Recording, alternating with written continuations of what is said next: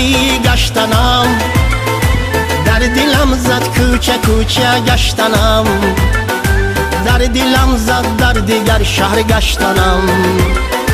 خانه می روم نزد مادرم می روم، خانه می روم نزد مادرم می روم.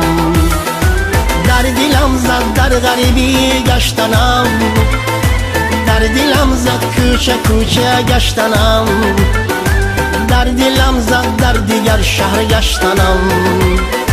خانه می روم نزد مادرم می روم، خانه می روم نزد مادرم می روم.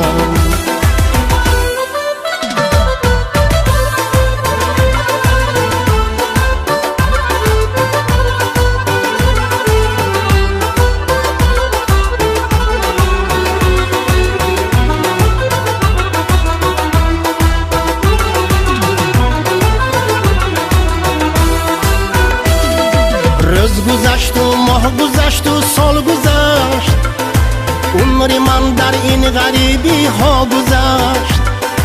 من ندانم چی سختیه در دلی من، این شبی من شب نمیسلی روز گذشت.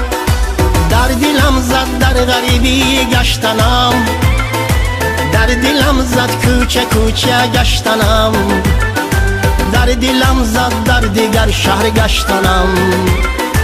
خانه می روم نزد مادرم می روم، خانه می روم نزد مادرم می روم.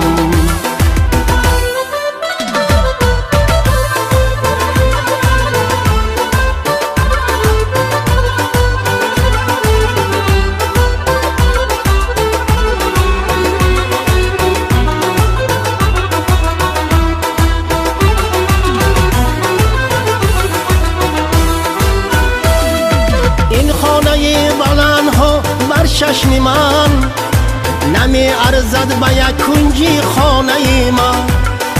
این همه زیبایی دیگر شهرها نمی ارزد به یک کلچه مادری من.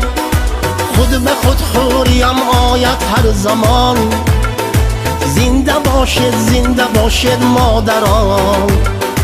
خانه می روم این سحر خیزم ز خواب، طاقتم تا گشته من پرشتاب.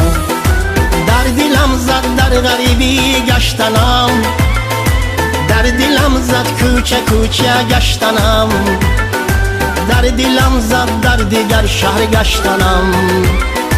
خانه می روم نزد مادرم می روم، خانه می روم نزد مادرم می روم، خانه می روم نزد مادرم می روم، خانه می روم نزد مادرم می روم.